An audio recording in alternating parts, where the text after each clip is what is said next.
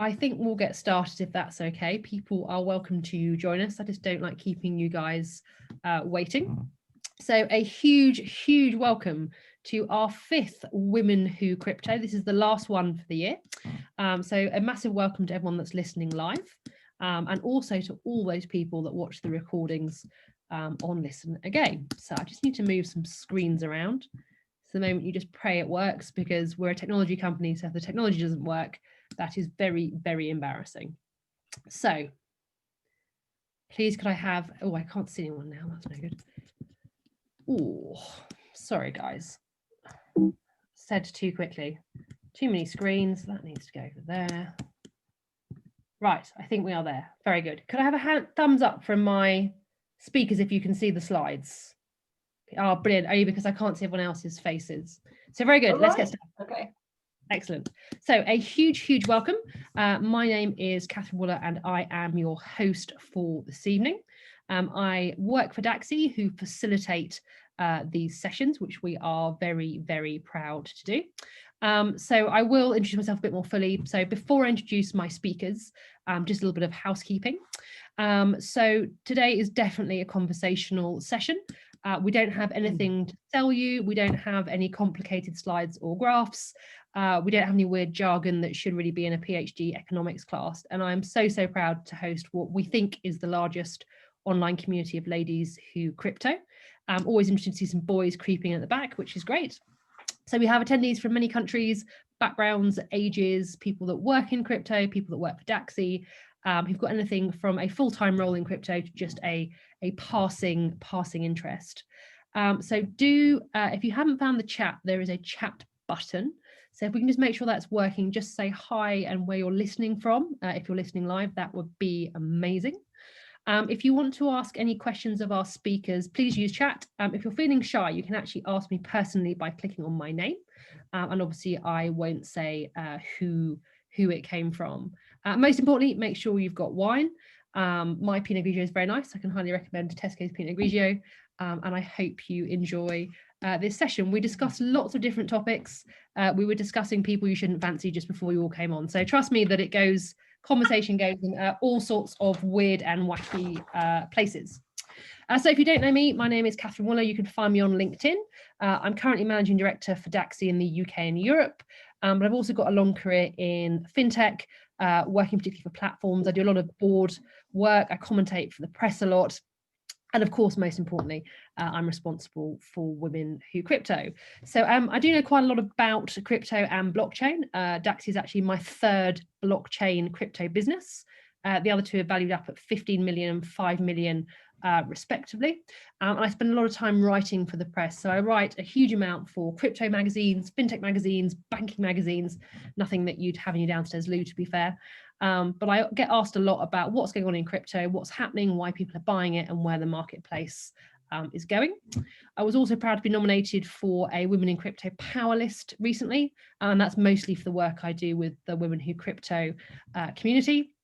And I also have a blog which is called Adventures of a Unicorn, which is about crypto and about business, and specifically about scaling up DAXI. We're intending on listing on the London Stock Exchange next year.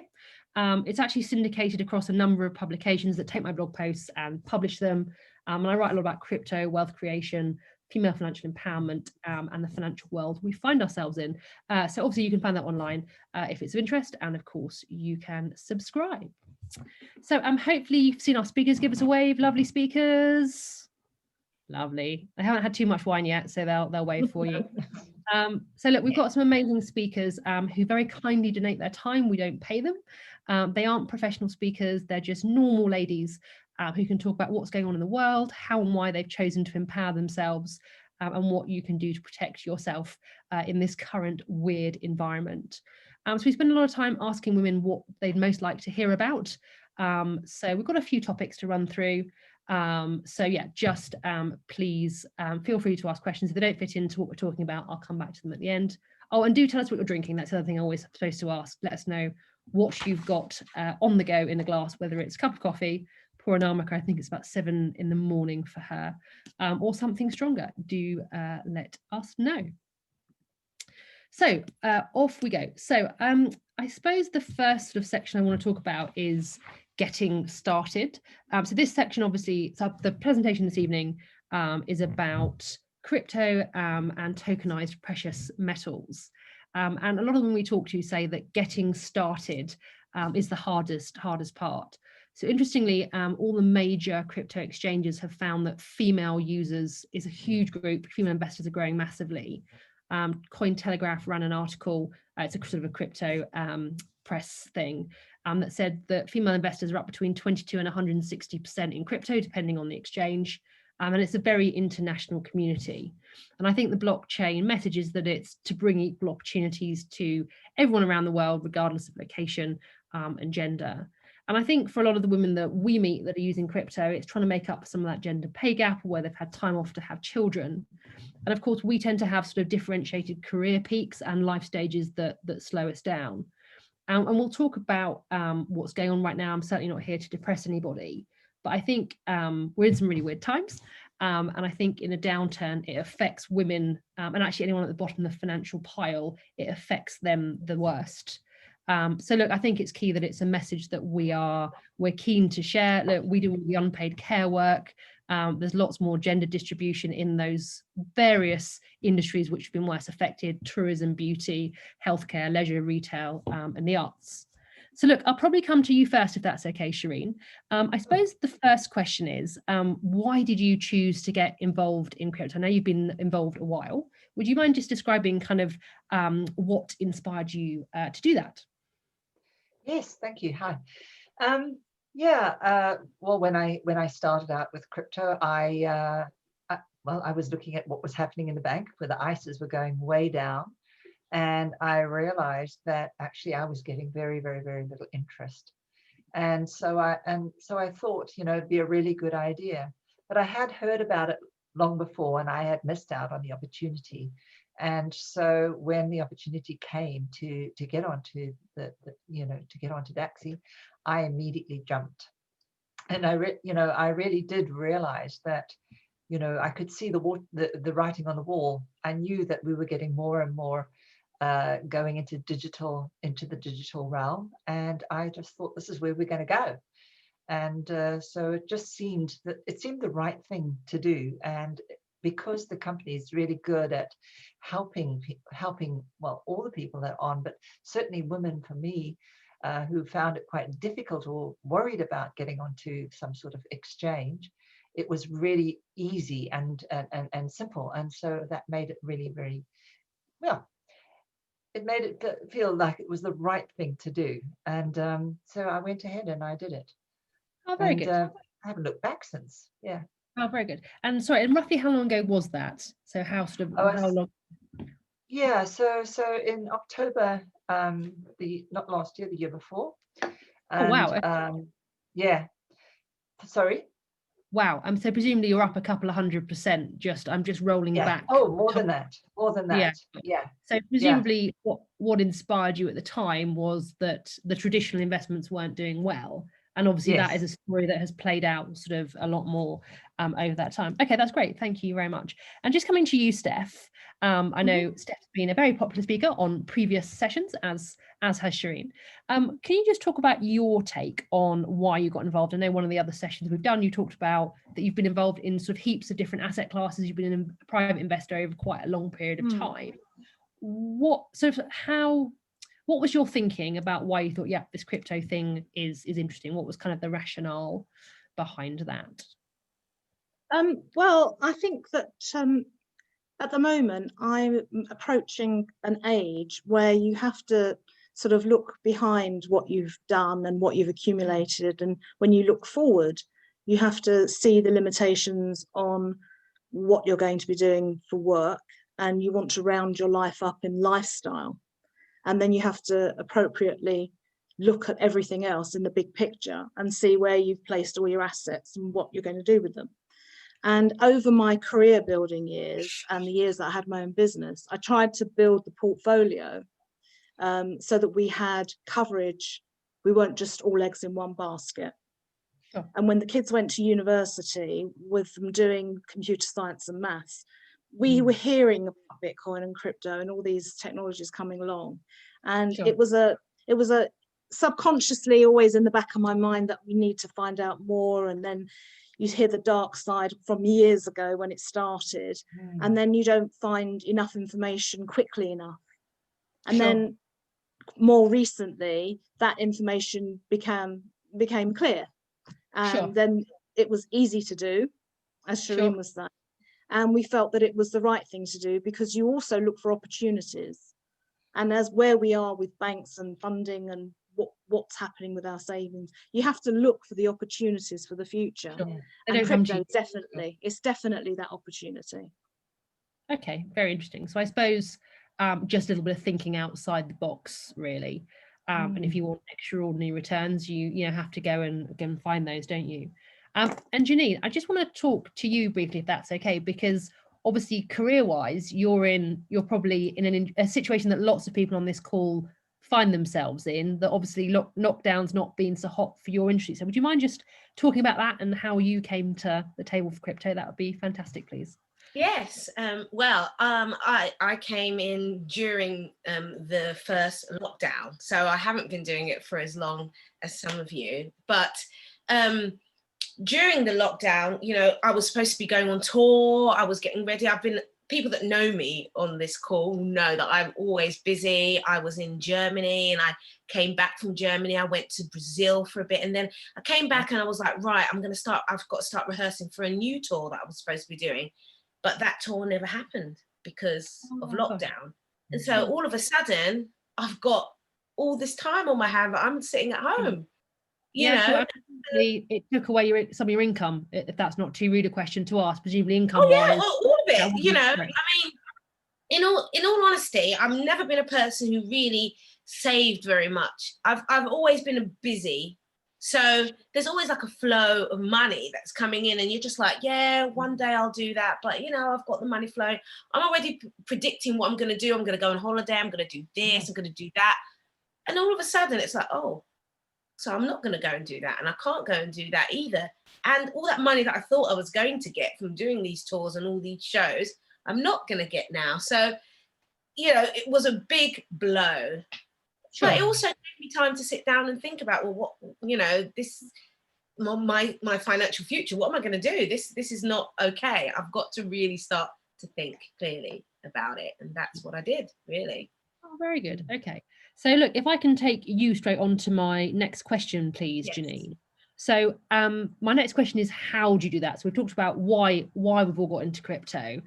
So how did you start that process? Because I think the getting started is the hardest bit. And I think what Steph is saying is, a couple of years ago, I wasn't comfortable with the information out there. How we wake up and think, yeah, crypto is something for me. I need to get into that. How do you do that? Which I know is quite an open question. Yeah, I don't think it's definitely not something that you just jump to at all. But again, because of the pandemic, I was at home. I was still. I didn't have loads of rushing around to do. And I started going to these networking, online networking things. And I met someone who was already in Daxi, and he spoke to me about it, shared a few of the videos, and I had time to sit down and actually kind of look at them. And then I kind of did my own investigation, and a bit like what Cherie said before, it just became evident to me that the future was definitely digital.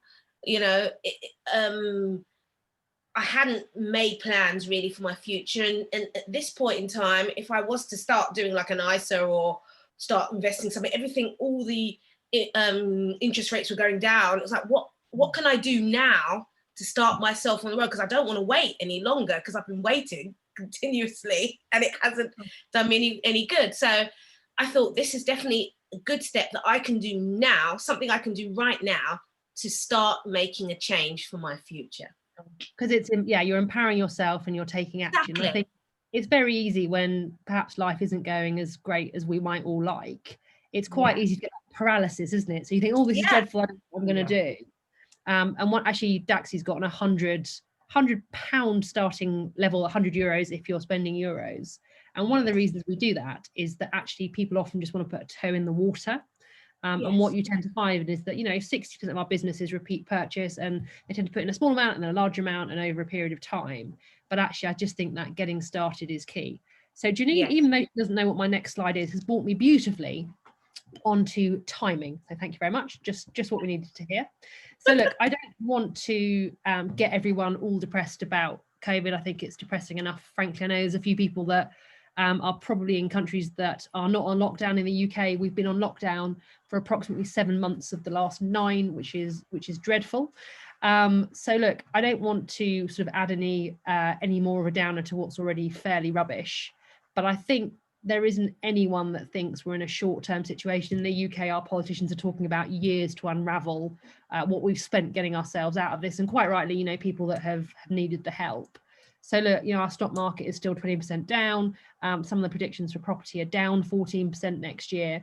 And look, I don't think anyone listening will not know someone that has had their job and their income affected by COVID.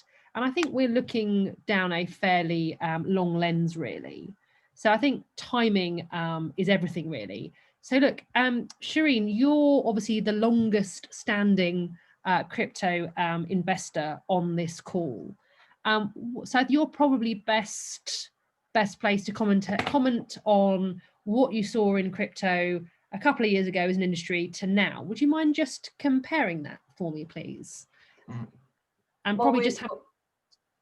Sorry, carry on. And just, no, finish. yeah, just sort of obviously there's been quite a lot of evolution over that time, but why do you think crypto is strong today? I know that you bought most of yours a while ago, but what makes crypto you know, an interesting proposition today, as it were? Well, I think that, well, first and foremost, it's starting to, you know, a long time ago, there were very few people really getting involved in it. I mean, there was a lot of mining to start off with, and then crypto happened and sort of 2013, it had that sort of dip, and it's been slowly going up. And right now, as the computers have got far more advanced, more people are, and more stable, and you know, it seems to be that you know, things can't be hacked. It's a safe system, that now bigger companies are starting to invest. So right now it seems as though you know, in the same way that the Visa card, we had the use case that we started to use Visa and we started to use PayPal, those people are now coming in. So if people are able to the big people are now thinking and seeing that it's a stable thing to do, that means that it's probably here to stay. So for me, the idea is that this is going to be the new currency, and it certainly has started to show as they've come in. I've noticed that there's been a strength in growing in certainly the top three, which is Ethereum and Litecoin and Bitcoin. They certainly are holding their own. And Sure. yeah, and so you know, it appears that it's going to carry on, and Sure. I definitely think it's going to be the currency. I think very soon, we know with COVID, we've sort of gone more digital, and we're going to be more digital in the future. I think it's the way forward. Yeah, and there's a real sense that COVID has killed cash, and I think, you know, one of the things that's been very interesting is, you know, even in the last couple of months, you know, the people that are coming on board, PayPal, BlackRock, which is the world's largest asset manager, Goldman Sachs, big hedge funds, big asset managers. To be briefly honest, when you bought in a couple of years ago, and they just weren't around, they weren't talking about it positively. It wasn't really till this summer that you had, you know, the real sort of financial titans saying, yeah, okay, I see where you're coming from. There's a piece of, what's the word? They put out some research from Fidelity International that estimates 1/3 of financial institutions now own crypto, and they're a little bit naughty because they tend to sort of slack us off a bit because we're eating their lunch. So they sort of say, yeah, no, I wouldn't do that. No, it's not great. But yeah, in the same breath, they're kind of buying it or they're talking about it. My favorite one over the summer was Goldman Sachs at the beginning of the summer did a conference with their investors and said, no, not an asset class, don't touch it. And by the end of the summer, had hired a new global head of digital assets and were considering launching their own cryptocurrency. So I think for those of you that follow us on social media, you'll see a lot coming out about that. And Steph, would you mind me asking you the same question? Because obviously you've been in since earlier on this year. Crypto's had an amazing run. You know, Ethereum's up 350%, Bitcoin's up 160% or so. So I think you've seen some sort of really strong growth in a short period of time. What's your sort of sense about where we are now? Why is now such a good time for crypto, and what have you seen over that period of time? Well, what we've seen over this year is that cash is just, nobody uses cash anymore. It's something from the past. I certainly haven't used any cash. I think I've got the same £10 in my purse that I had when we went into lockdown. And what we've seen in America is that they just keep printing money. So I've got a dollar bill here. You can see it here. So they keep printing money. So now the dollar bill is actually only worth that much of that. Wow, oh, that's really good. Yeah, that is a very. So if that's what's going to happen to currency, the world of digital currency has got to be where it's at in the future. And since we invested in crypto, our investment has made 300%. Very good. So in terms of, do I want cash or do I want crypto? I want crypto, thank you. Sure. And look, I think, you know, I appreciate there's lots of people listening to this call live that are all over the globe. And all the major economies are printing money. So I don't think we're just picking on the US or just picking on the UK. And unfortunately, that is inflationary. One of the things I've really noticed, so Steph and I happen to live quite close to each other. And I occasionally see Steph in the supermarket every couple of months. And one of the things I've noticed is what's called shrinkflation. So I've got a thing about asparagus. I absolutely love asparagus. And I've noticed that the price of my asparagus has not gone up, but the size of the packet has gone down by about 40%. Yes. So you start noticing all these little things around you and thinking, oh gosh, I wasn't expecting that, that's more. So look, I think, you know, the argument particularly for Bitcoin is it is inherently anti-inflationary. So I know all my speakers will know this, but the protocol is written to have a maximum of 21 million Bitcoin ever available. They have to be what's called mined. There's only 18.5 million or so currently in circulation. Currently mined, and of those 18.5 million, it's estimated that around 4 million have been lost, either by people losing their passwords or, you know, a hard drive going bang or what have you. So one of the reasons why all these banks and asset managers and hedge funds are using Bitcoin is what's called store of value and also very often as a replacement for gold. So if only a couple of % of the world's population that use gold as a store of value, so not for making jewelry or, you know, just for leaving in the safe for jewelry down the line, using it to store their wealth, 1 or 2% switching to gold will cause the price to go up between 10 and 20 fold. So the interesting thing is we've actually recently launched a product which is about the tokenization of metals. So we provide tokenized gold, silver and platinum. We launched that probably about a month ago now, and that's been a very popular product. Interestingly, crypto tends to appeal for people that really want growth or after that capital growth. And people purchasing the precious metals in its tokenized form, much easier to store and what have you, it's just online, tends to be about wealth preservation. So look, one of the things I'd like to ask, if it's okay, I'm going to ask both Janine and Shireen, because you've been, one of you's been purchased for quite a while, one of you's sort of more recent. Janine, would you mind me asking how long you expect to hold your digital assets for? Have you got kind of a sense of that time frame yet? No, I don't necessarily have a sense of the time frame, but I do know that it's for the long term. I'm not in this for like, oh, to have a quick buck. I'm 46 in 2 weeks' time, and I'm thinking, well, I want something to add towards my pension. You know, I hadn't thought about this, I hadn't done it, and I thought, well, this is something that's going to add towards all of that. So yeah, this is a long-term thing, so I'm definitely in it for at least another 15 years. Oh wow, okay, so it's quite a long-term thing for me. Yes, okay, very good. And also, for those of you that don't know, Janine is a professional singer, so one would assume perhaps that will level out maybe sort of some of that volatility of income. If you have a great year, not so great, then exactly, that's great. That is exactly it, you know. And look, we're all in the same boat, you know, we're all saving for a rainy day, and I'm always very interested to hear from different female purchasers of crypto. Some of them, they literally have it as a hobby, they're interested in it. Some of them say it's an insurance policy. Marriage is fine today, we don't know what is around the corner. I've got kids, it's wealth planning for them. And we'll talk about people's different kind of metrics of success. But I think of all the women I talk to, there are, you know, I'm never not seeing a new reason for being involved. And Shireen, look, obviously you've been in a while. Can I ask sort of what time frame you were sort of focused on?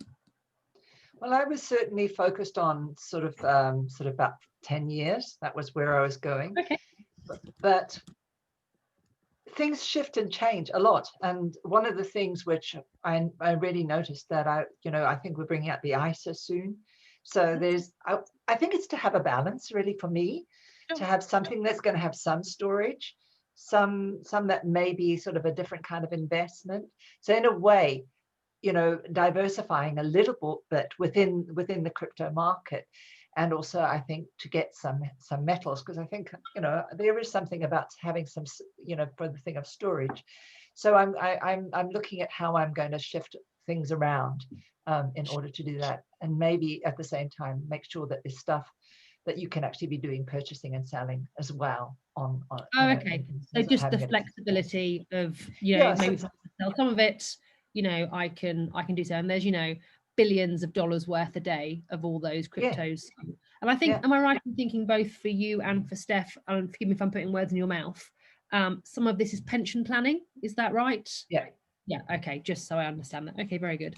And look, I think there's a real sense in the UK, and I hear it replicated across different countries, that the plans you had for your pension haven't necessarily panned out that well. Not bad decisions, just what you were hoping your pension would make just hasn't really done so. For us in the UK, and again across major economies, we've got the lowest base rate ever. So the Bank of England sets our base rate. That affects the cost of borrowing money, and of course the interest rates that you receive on that money. So unfortunately, the Bank of England's been around a couple of hundred years. It's our lowest ever base rate.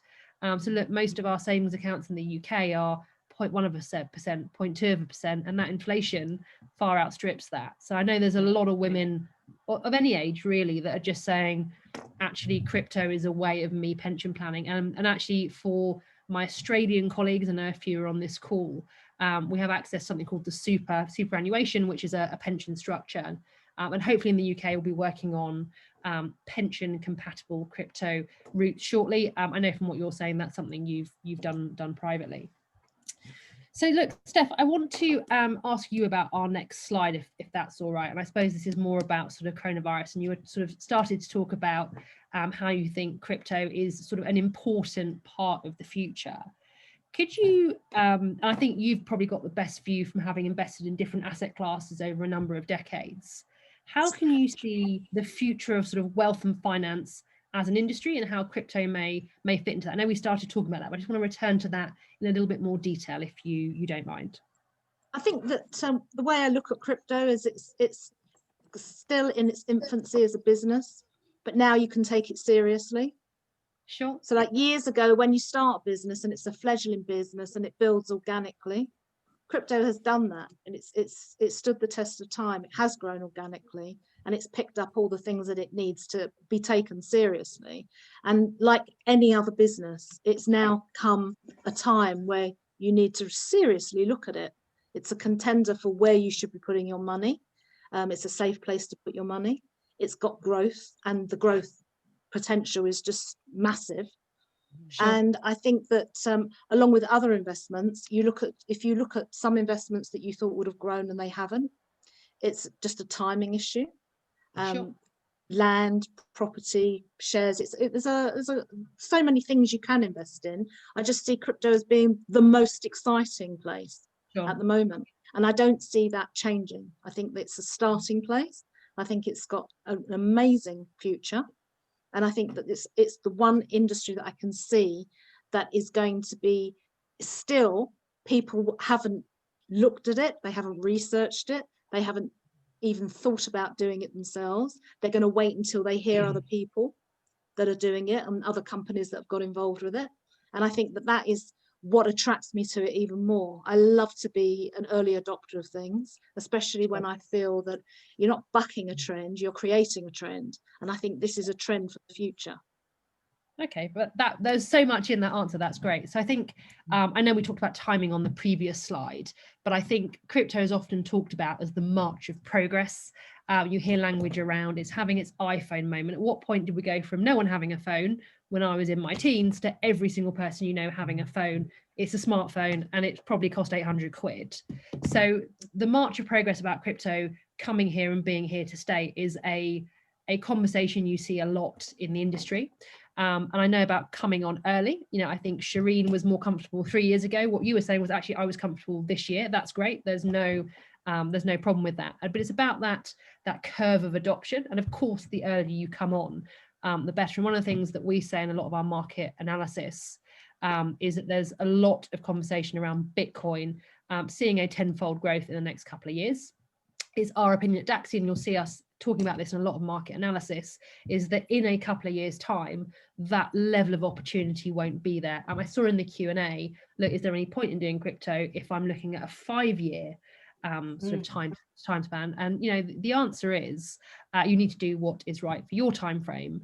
But what I can tell you, if we look backwards at the data, if you look at Janine, who came on board during the first lockdowns, that would be March. You look at Steph coming on at the beginning of the year, you look at Shireen coming on a couple of years ago. They've had some great gains. So crypto so far over this year, 2020, and last year was the best performing asset class on the face of the planet. And we're really proud, you know, when I talk to people that say, oh, you know, my FTSE 100 stuff's gone down, I've got stocks and shares, I've got property, that's not doing great. But the brilliant news is that crypto has done very well. And of course, it's flexible. So if you do own, you know, 20 grand's worth of crypto, and look, we're in some really weird times, you think, you know, I might need to sell some of that this month, next month. Across Bitcoin, Litecoin, and Ethereum, there's billions of dollars worth traded every day. If you need to exit, you can. So look, Shireen, I know you've got some quite strong opinions about where the world is going. So would you mind talking about how you think crypto will fit into that? I know you're very passionate about sort of where the world is going and how sort of wealth and finance might shape up. Can we just get your thoughts on that briefly, if that's okay? Can you say that again? Because I'm not quite sure what I didn't quite understand. Yeah, sure. So just how you think crypto will fit into our future in terms of sort of wealth and finance. Oh, I think, well, I think, you know, as you said, cash is going to be gone. Sure. And so I think that it'll be our normal everyday way of trading. So we will be able, you know, we'll have an app and we will just go from app to app, basically. And when I say app to app, from, you know, for we'll use our app in order to be able to download and to shift money that way. I think that's really what's going to happen. It's going to be the money. So yeah, we won't have anything else. Yeah, and I think people get a little bit hung up on, oh, well, you know, if I can't spend it in Costa Coffee, it's not real. And if you look at the payments businesses, PayPal launched crypto a couple of months ago. PayPal now has bought a significant proportion of the Bitcoin that's being mined. PayPal, which has 360 million users, is actually outselling crypto for some of the major exchanges in the US. Yeah. You look at Visa and MasterCard, which are some of the world's biggest payment businesses, they're involved. And actually Visa is advising governments on how to make payments slicker, faster, easier and cheaper. And actually in the, so we're talking about digitizing currencies as well. So a lot of the central banks are saying, we'll get rid of physical money and just have it digitized. It will be a computer, you know, on a screen situation. So about 80% of the world's banks are looking to digitize their currencies.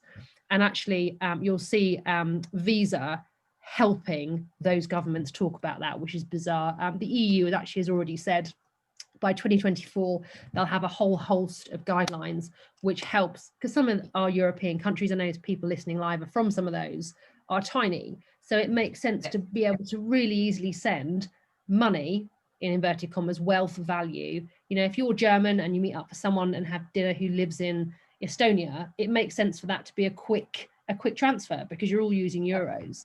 So actually Europe, which I know is a bit of a swear word for us in the UK right now, Europe will have full guidelines on utilizing crypto assets to move around wealth, which I think, respectfully, when Shireen came on a couple of years ago, you probably wouldn't have foreseen that conversation.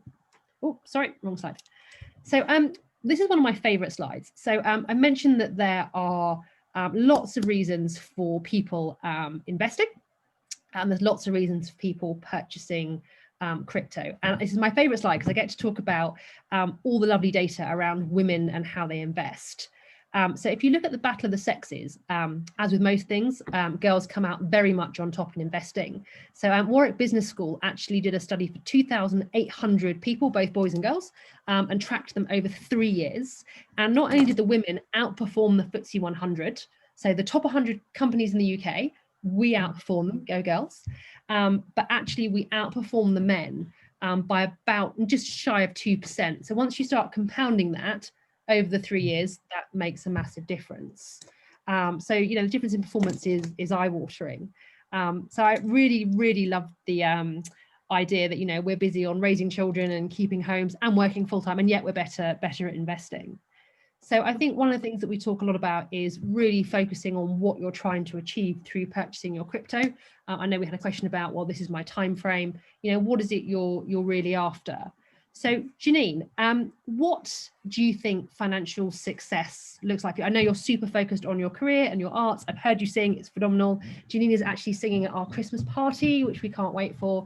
It was either her or me, and people's ears bleed if I start singing. So we've got Janine, so that's great. So look, I know you're focused on, of course, your career and your artistic stuff, but talk to me about what success looks like from a crypto point of view. For me, success is financial freedom, number one. You know, and I think it would be great to be able to choose the jobs that I do, because, you know, I'm freelance at the end of the day. And when things are hard, well, the jobs come in, you just accept all the jobs because you need to accept all the jobs. And I would like to be in a position where I'm choosing, there's a film, I really like this film, I want to do it, you know, and it's not a kind of thing I can't afford not to do it. Sure. That's where I'm at right now. And so that would be for me the key thing, financial freedom, to be able to choose the jobs and not have to be just doing the jobs because they're there, you know, because I need the money, you know. So yeah. And sorry, just for those of us that are really nosy, and it's not about crypto, I'm just really nosy. What is your favorite type of job in terms of your singing career? What are kind of jobs that come in and you think, oh my God, yes, please? Well, I love live theatre performances. I've just been doing TV, and it's great, and I want to do more TV. I think there's more money in TV. It's also a challenge for me as an actress because it's not what I've done a lot of, but my love is definitely live theatre performances. Actually, Sue, that's on, hi Sue again, she's actually a producer of one of the shows that I work on. So when you see Janine on TV, you can say, I know her, I saw her on a webinar talking exactly. about And Steph, would you mind me asking you the same question? I obviously don't want you to give away too many of your secrets, but what is motivating you? What does success look like financially for you? Well, I'm fortunate enough to have a lot of financial freedom at the moment, and have done for quite a few years. That was very hard earned, and as we all know, it's hard earned and very easily spent. And so I look at success as being able to keep my status and my financial freedom going for as long as I can.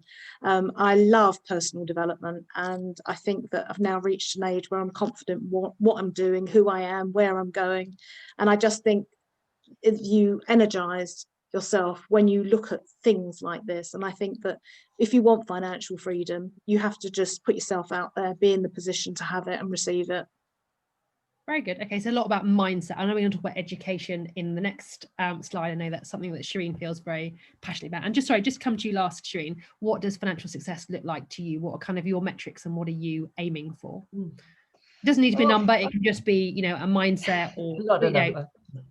Not a number. It is about, I think financial success is certainly with crypto is, it is financial freedom. It's having the freedom to be able to decide, you know, do I really want to do this bit of work or not?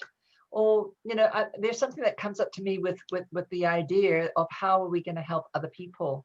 And really, that's kind of really important to me. And so financial success would be that I would be in that space where I would be able to do quite a lot of philanthropic work.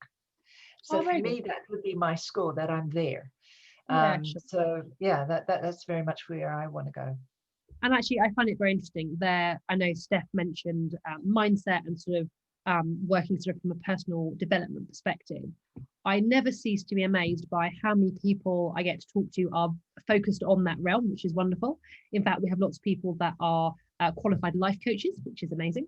And also how many people are super focused on their fitness. I wrote a blog post last week about how almost everyone I see that is doing really well from an investment perspective is taking their health and wellness very seriously. And I think particularly in the COVID era, that's very important. So look, that brings me wealth. Yes, that's absolutely true. And I think also for women, I think wealth is often time. So for me personally, I've got one young son. I know, Steph, your children are older, but I hear time and time again from women, actually my time is very valuable. I want to be able to choose. That's what Janine's saying, that's what Shireen's saying. I think often we definitely equate wealth to freedom, to time, and that I actually don't hear that from men so often, which is really interesting. We have a little channel on our website called Life Without Limits, where we interview crypto investors and we say, what inspired you to do that? How does it fit into your sort of almost like the world according to you, basically? And again, you hear time and freedom a lot from the women and not so much from the men. I'm not quite sure why that is. So look, we are getting to our last couple of slides now. We try and keep these presentations to about now. I'm also running out of wine. So if you've got wine in front of you, like I say, recommend the Pinot Grigio. Feel free to pour yourself a little splashette. I'm obviously talking more than Steph and Janine because they haven't drunk quite as much as I have. It was a very small glass to start with. Or coffee. I'm sorry, those of you, like, I think we've got Anamika and Vicky. So I'm not suggesting that Anamika and Vicky have wine for breakfast, because almost certainly get me fired and them fired, which would be no good for anyone. So I want to talk about know-how and education. I know we've kind of just sort of probably skirted around that topic in the last sort of couple of questions. So I really like some of the data that's around from psychologists looking at how women make decisions, because it's really interesting. Women favour a very specific type of decision making. So all the research show that men tend to be all about facts and figures, which is great, very black and white. Women tend to see shades of grey, and we tend to take a much more comprehensive view of information. Men need quite a limited amount of information to make a decision. We need quite a lot of information. And we like both subjective and objective information. So we like opinion and we like facts. And we tend to ask more people. And we tend to ask people we respect, whereas men tend to make decisions on their own, which I think is super, super interesting. So I want to talk about how you educate yourself about crypto. And if I can come to you first, Janine, am I right in thinking you didn't know a massive amount about crypto until you got involved over lockdown? Would that be correct? Exactly. Right. And you talk very briefly about sort of immersing yourself and getting into it. Can you just talk a little bit more about that process for me, please? Of course, yes. I met someone who was already in Daxi, and he sent me a few videos that are really great Daxi videos, and so that was like an initiation for me. But as you said rightly, I do like to kind of have a lot of information. So after he gave me those videos, I then went off and I did my own investigation. I started to find out, what is the blockchain, how does that work, so I did all of that, and then I got back to him. I was like, yeah, I'm gonna do this. I need to do something, and I'm gonna do it. So it is definitely, it's finding out for yourself, as well as obviously there's so much information obviously on the Daxi website now, because obviously when I started I wasn't on the website, but he gave me a few videos and it was great, and then now I've got a wealth of videos that I can to learn. I've got so much things that I still don't know, and I've still got so many videos that I haven't seen. But it's great, yes. Very good. So look, we know the FCA put some research out this summer, which said the vast majority of people that purchase crypto do so on the basis of recommendation and referral.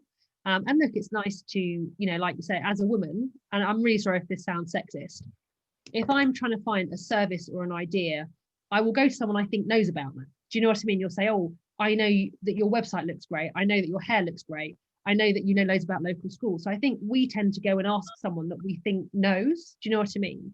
So I think particularly with crypto, we know that recommendation and referral works. And of course, we're super focused. Am I right in thinking you then introduced your sister to crypto? I know she's on this call. I don't want to stir a family. I know she's on this call. Exactly. Sorry. So that's great, and I think she's like she's gone further than me. Do you know what I mean? She's just like taken it on board and been like, yeah, this is great. She's a bit older than me, so I think as well she's. Ooh, don't say that. Oh, I wouldn't like my sister saying that on the call. We'll edit it out. We'll edit it. Don't worry. My God, can you imagine? How was your call? I was really good, but there's a massive family rift now because Janine mentioned not only was she 46, but her sister was older. So I've heard that Sharon's 20. So we'll leave that one there. I'm sorry, babes. I'm really sorry, but you know what I mean is that I've got like my plan, but I think her plan was even more. You know, she was like, right, I need to look at my finances more in detail. That's where I was going with. There's not a lot of age difference. 21, we'll leave it there. So look, I know I had a question from lovely Jill. Thank you for asking. Jill was saying she's quite a beginner to crypto. How do I find out more? And actually, my final slide of this evening, which I'll give in the next couple of minutes, is actually about where you can find that information. So, Shireen, would you mind me asking you the same question?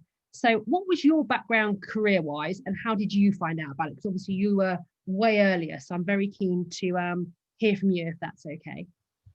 Yeah, at the moment, I work as a transformational coach. So I do a lot of work mindset stuff, but a lot of body work as well.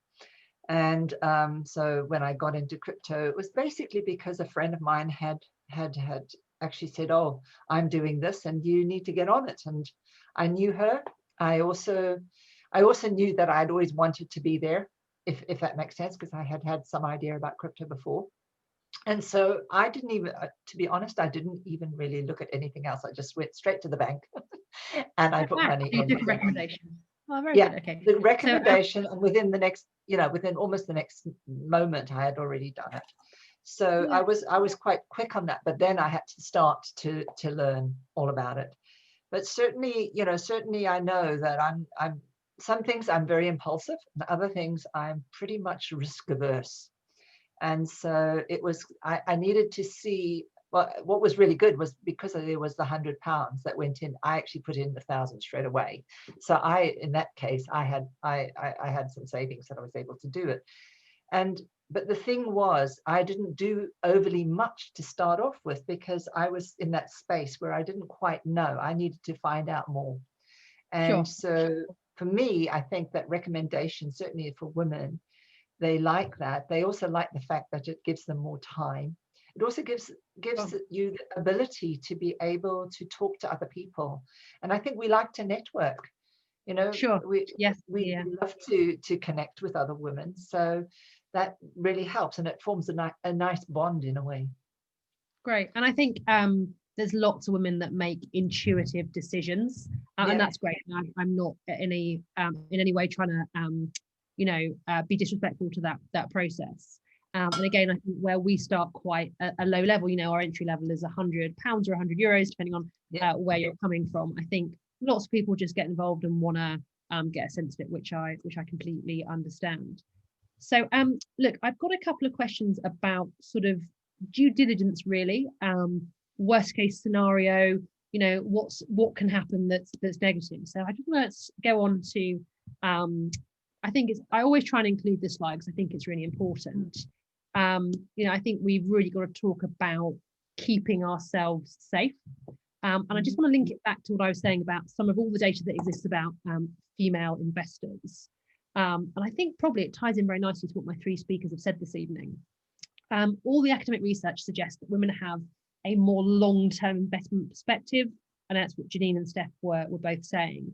And actually, weirdly, apparently we are less likely to make risky financial decisions. I'm convinced that's because we're always thinking about our kids and family life and what have you. Even those that don't have children, I think, tend to be fairly conservative. I think most of my female friends are quite conservative in terms of their sort of investment strategy.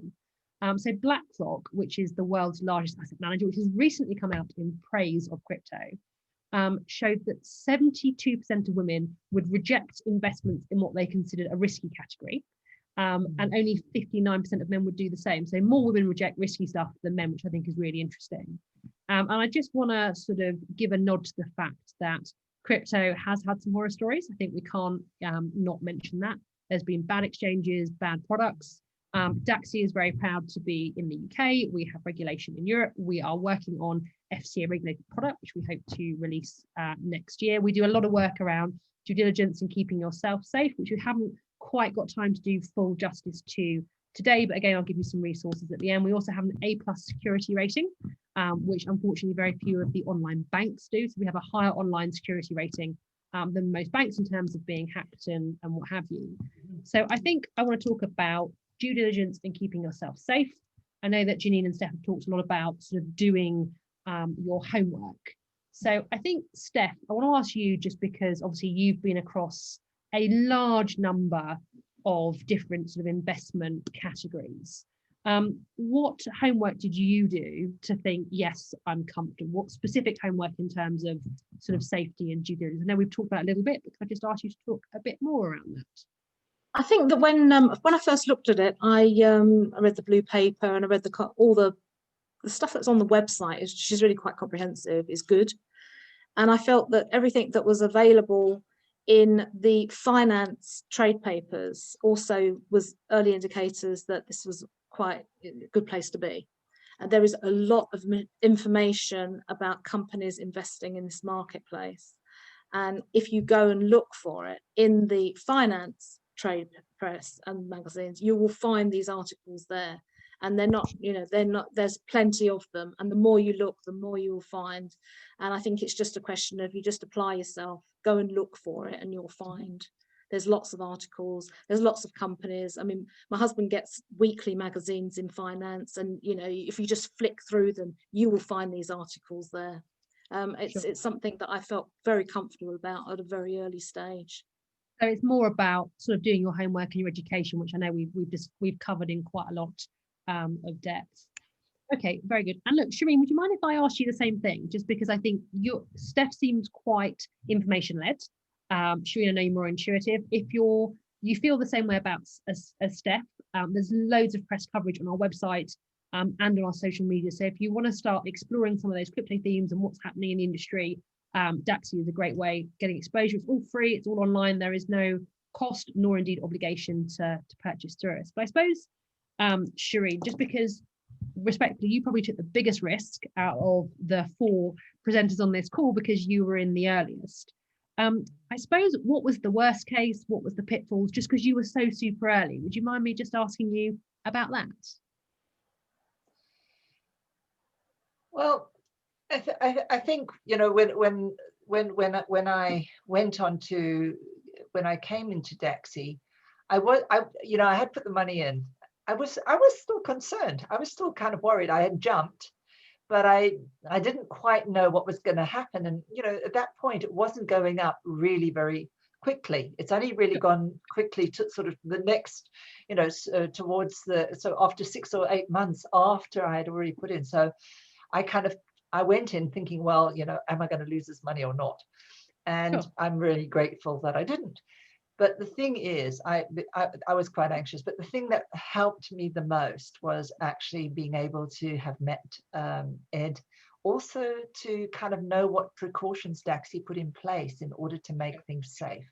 And that kind of alleviated a lot of my fear, knowing that there was a reserve and knowing that there were all sorts of things that they had done with regards to not losing your number. That there would be a way that you could get your money if your wallet, say, got not your wallet, but you lost your code. So these sort of things made me feel a lot safer. And I think that was when I started to invest a little bit more. But also, the fact is that there are lots of meetings that we were having, weekly meetings. So you started to get used to the idea and also really start to get excited as well. So you read up more. Yeah, sure. Look, I'm really sorry. I realized that actually I've probably gone a bit off topic. So my apologies. We've verged around a bit, but it sounds like you put a bit in to start with, you got comfortable, and then you put more in over a period of time. Would that be correct? Okay, great. Regularly. And look, that's very typical. We see that, as I mentioned, sort of 60-70% of our sort of customers would be, 60% of our business would be repeat purchase, which is fantastic. Thank you very much. So look, I have got one final question for our speakers, one each. So look, what advice would you give someone who is looking to get started? Really quickly, 30 seconds, Janine, please. I would say get started, you know, even if it's just a small amount, you know, £100, whatever it is, get started and start to educate yourself just like I did. The DAXI community is great. You've got so much information there, and we all help each other, you know, so if you've got any questions, there's always someone who can help you. So yeah, you know, start with whatever you've got and see where it goes. Good girl. Thank you very much. Steph, may I ask you the same? What advice would you give someone who is looking to get started? If you're looking to get started, Yeah, get you're just started. at the start of the process. Wow, If okay. you're looking to get really short. started, get started. Okay, because that, yeah, the first steps, that's really quick. And if you knew Steph socially, that's 2 words, just crack on. And Shireen, may I ask you the same thing, please, my love? Yeah, that was that was exactly when Janine yeah, stole mine. Yeah, get started. But it's, you know, with things changing, why would you not do it? I mean, that's the question to ask yourself, I think, now. And what would happen if you didn't? In a way, what's going to happen later that you're going to get in on a higher level. So it may be better to just get started now with a small amount. Get used to it. Yeah. And I think, look, that fear of missing out is quite key. And, you know, I have no problem staying in the press all the time. Loads of people that are buying crypto now wouldn't be doing so if the world was great. If you had a current account that paid you 8% and your house had gone up 10% this year and was going to do the same next year, you'd probably be thinking, crypto, I'm not sure I'm that bothered. And I think exactly as Shireen says, you've got to ask yourself the question, can you afford not to? And I know that Steph has talked around, you know, really look at your situation. Is it achieving what you want to? And look, for Janine to have used lockdown so productively, I think most people just sat around and ate biscuits. So power to you. I mean, I think that's really, sorry. So go ahead. No, all right, go ahead. The really thing is, if you're earning no interest in the bank, then you may as well put money in crypto for a small amount of time, 6 months, whatever. You're going to get far more result from that 6 months, far more interest than you are going to get from the bank. So it seems a no-brainer to me. Yeah, I wrote some stuff for the press probably about a month ago, which that day that I was writing it, I was sitting at home in my study, as you can see, writing some press stuff on a, you know, rainy Tuesday. And that day, Bitcoin had appreciated by more than the S&P, so that's the American stock market, had done in 6 months. So some of the language we hear a lot is that people are switching some of their cash to crypto. So look, I apologize. Jill has kindly just told me there is a bit of a typo in this slide potentially. I'm just going to double check the dates. So I wanted to talk about some of the resources that you can get from DAXI. Apologies, I wrote this today and I've got a typo in it. So we've got loads of free ebooks. So they're completely free. They summarize what's going on in crypto. And we've got our amazing Facebook groups. So Women Who Crypto obviously is our place online for all of us lovely ladies. So if you click on that, you can find that very easily. We also have a DAXI community. I know Shireen has used the word community, very animatedly, which is great. So DAXI puts out loads of content over social media. So do feel free to follow us online. And my apologies, you're absolutely right, Jill, there is a typo. Our next free online event is a Crypto for Beginners session, which is on Monday the 7th. So apologies, Monday the 7th to Monday the 8th. At 8 p.m. London time, which is very quick, 3 minutes, half an hour, just talking about crypto. Obviously today is quite conversational, but it's more of a presentation around it. So thanks, Jill, for being more on the ball with dates than I am. So that's all we have this evening. Thank you very much to my amazing speakers, Janine, Stephanie and Shireen, who give their time and all their expertise so generously. So cheers to you, my speakers. Cheers to everyone that listened live. I haven't seen any more questions coming in. So a huge thank you. I will stop recording.